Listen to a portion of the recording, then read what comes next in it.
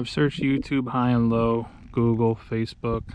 I've searched everywhere and have never found any information telling me whether what I'm trying to do is possible or anything saying that it's not possible. But let me start from the beginning. This big tree here in front of us is called a Kwanzan cherry. It sounds delicious. It's very common in my area. You see them everywhere. They look beautiful for about 3 days in the spring. They get absolutely covered in pink flowers. But I have a rule here where I live. I don't plant anything that doesn't at least feed me or feed the bees, and this does neither.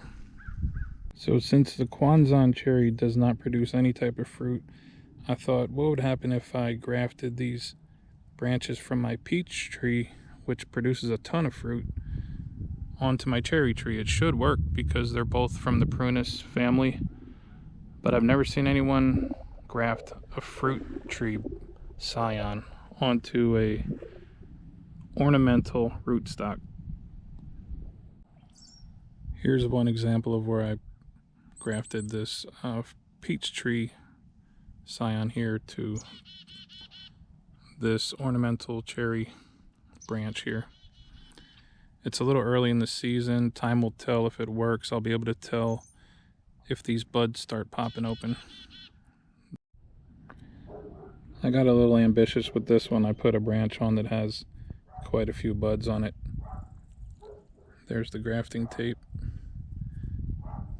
and there's the rootstock.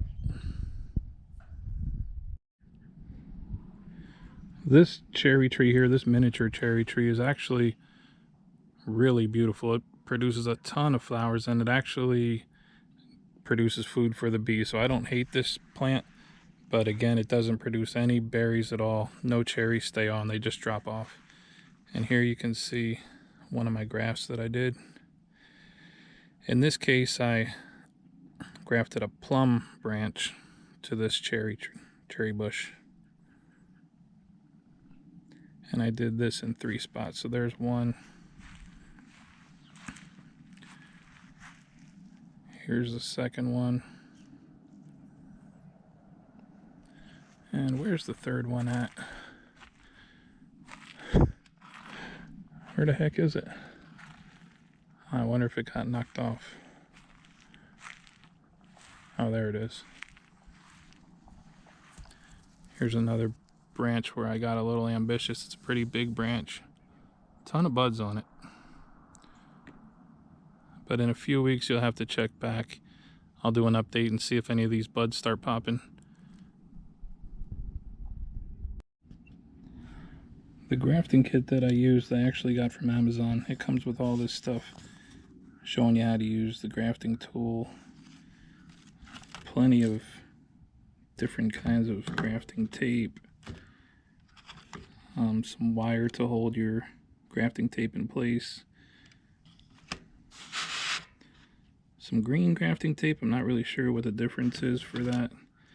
A really nice sharp knife. A little screwdriver to make adjustments on your tool because there's different fittings. There's different attachments that cut the branches into kind of puzzle piece shapes that fit together. What I found is I need a lot more practice with this thing to use it correctly. I found that the easiest way for me to graft was just to split the rootstock and slip the scion in. I'm not sure exactly what that method is called. I'll put it on the screen if I can find it. But you really get a whole ton of stuff to do your grafting. This whole kit costs, I think, $25. And I really don't even know how to get all this stuff back in here or how they put it in here because it was packed so neatly and tightly. But this is the kit that I'm using. These are my little plum trees that I took the cuttings off of to put on the second tree that I showed you. I've never been able to get any fruit off of these little trees because the deer just eat the living daylights out of them every spring. So hopefully now that I'm putting some cuttings up a little higher and out of the way, I'll be able to finally get some plums off of this thing. And also here's a peach tree that I grew from seed. It grew last year. Here it is, 1 year old. if I were to just leave it here, I would have to wait maybe 10 years to get any peaches from it to see what they taste like. But by grafting, I can take a little branch off of here, put it on a bigger tree, and see what the fruit tastes like within a year or two. So check back in a few weeks. We'll see if I had any successful grafts or if it was all a failure. Thanks for watching.